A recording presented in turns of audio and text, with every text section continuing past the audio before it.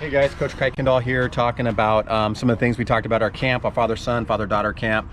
Some of the drills we did that we want to get on video that now you guys can use when you're at home, when you're at the park, when you're at the place of practice. So got some guys helping me. Dawson Davis, he's on the team, as well as Zion Williams. They're going to be with us demoing some of this stuff. And sometimes people ask, hey, what's the correct grip for a bat? Well, grip-wise, really, if you look at your hand, you have your knocking knuckles, knocking on a door, and you have punching knuckles, punching bags and all that. No punching walls, no punching dugouts. We've had guys punch dugouts. It doesn't go well. Actually lost the pitcher by punching a dugout. So knocking knuckles and punching knuckles. So how does that work out on here? I'll actually demo here on here. We would usually teach guys two ways. One, if some guys want to hit with their knocking knuckles lined up directly, you can. Some guys feel comfortable doing that. A lot of our guys will have actually between the top hand, which is right here for me as a righty, my knocking knuckles on top will be between my punching and knocking on the bottom. A lot of guys are going to hit like that. Das, what are you? Like that. She's right there. Z, are you there? Are you a knocking guy? No, he's knocking between two. Okay, so a lot of guys you're going to see, we have some other guys sitting here at the cage, probably the majority of hitters are knocking knuckles between the punching and knocking on the bottom. Definitely don't want to be punching to punching. If you notice my arms kind of chicken winged right there, if I do that, don't want to do that. It's like Brett Boone used to kind of grip like that a little bit. He got away with it. I think he brought his hands back in at contact, but that's really the grip. So it's kind of important to get that. Some people want to see, so that's the correct grip. Okay, from grip we want to go to stance. We're going to take Dawson right here, and we're going to get up at the tee, and we're going to what's called position of power. Go ahead and come up, Dawson. Position of power. That means when Dawson's in his regular stance, go ahead and get in a regular stance, Dawson. And what we call when he strides or steps and lands, go ahead and step and land, he's going to stop right there. So this is what we call position of power. And we really say three things with that. We go hands are back,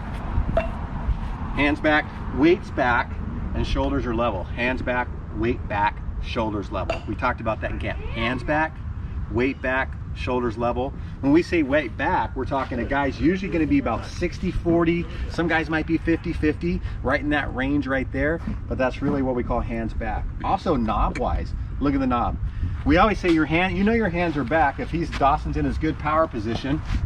And if he put a ball and drop it, it should hit him in the back foot, which it would right there. So that's when we know his hands are back. So if we freeze any of these hitters here right now, at point of position of power, they're all probably going to look pretty similar. There are some absolutes in hitting, and this would be one of them. So right here, hands back, weight back, shoulders level. As we talked at the camp, if you're in this stance right here, or you're that guy right away, you're probably in a bad position, or somehow your weight's starting to drift forward with the hips up, and then you're probably not in good position. So right here is position of power.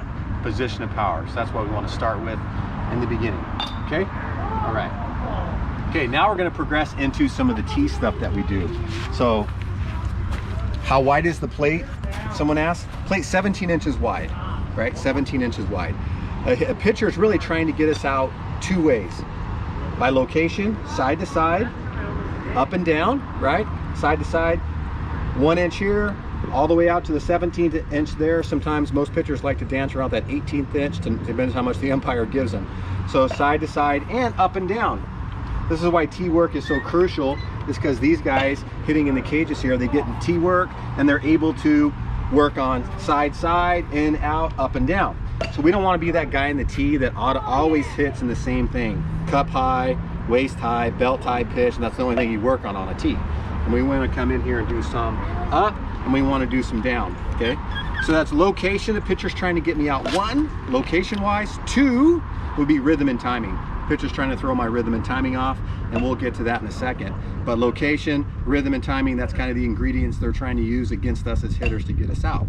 So how do we combat that? Well, we start with some of our, trying to build our swings here, trying to get in some good mechanics to put the same swing on consistently. So how do we do that? Go ahead, Doss, come on up. On tee work, right now, if we were to drive the ball back up the middle, and most stances, Dawson has his stance, he's pretty advanced hitter, so is Zion. But if you don't know where to stand, usually on a tee, we tell you two of your cleats or your steps away from the plate is probably pretty good for you to start You may move in, you may move out, depending on what kind of hitter you want to be. But just from a starting point, where do I stand on the tee? Now, getting to the point of where do I land? Where do I want my stride foot to land when I'm driving the ball back up the middle for right now? Because there is an in pitch and a middle pitch and an away pitch. Right now we're working on the inside middle pitch. So when we stride, we like to teach our guys when they're gonna land slightly behind the ball, maybe just even, because in a game time situation, go ahead and come on up, Doss. When Dawson freezes, right where he's gonna hit the point of contact in a game up the middle, I'm gonna move the tee out, go ahead, Doss. He's gonna get bang, slow-mo it, bam! He's driving the ball right here, back up the middle, okay? So really, when he's gonna drive, we wanna put the tee right about there, okay? And this is definitely for starting point. If you're working on different things that you advance, that's fine. But right now, for him to drive the ball back up the middle, it's real important for us to get here, okay? Go ahead, Doss, give us one hack right back up the middle. Goal is for him to drive the ball to the end of the tunnel. That's what we're working on, okay? Good.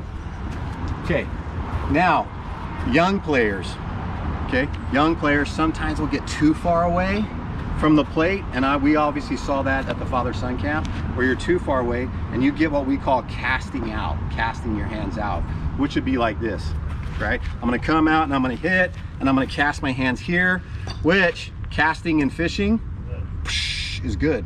I cast in fishing. I'm a fisherman, I love to fish. Casting in baseball, not good, all right? Because I get in this habit here, and now suddenly plate coverage, meaning what is over the plate, is handle. So we really never want handle, the bat at the handle over the plate. We want barrel through the zone as long as we can. So if you're away from the plate, right, and you're always like this, you're gonna take whatever you did on the tee. The tee is a blessing, and it can be a curse, because if you create bad habits here, then you're going to take them to live pitching or a front toss. So whatever you do in the tee, it just doesn't go away. So hopefully we get in the right things, stepping in the right place, and getting my hands and barrel coverage through. All right, so that's all we're going to do on this one. Or next one, we're going to get to actually some tee work to help you become a complete hitter.